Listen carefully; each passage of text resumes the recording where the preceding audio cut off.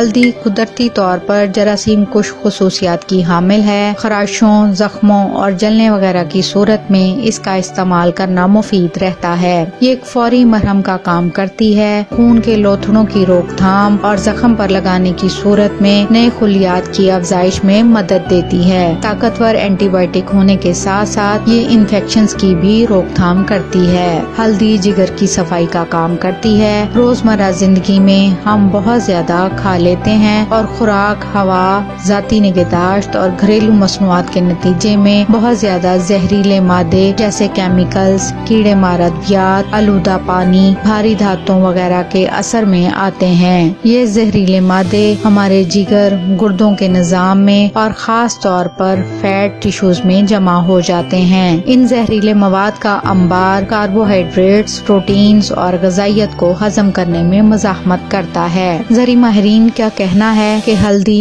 موسم گرما کی نفع بخش فصل ہے۔ یہ سالن میں استعمال کر کے ذائقے کو بہتر بناتی ہے، بلکہ حکمہ کے خیال میں یہ خون کو بھی صاف کرتی ہے۔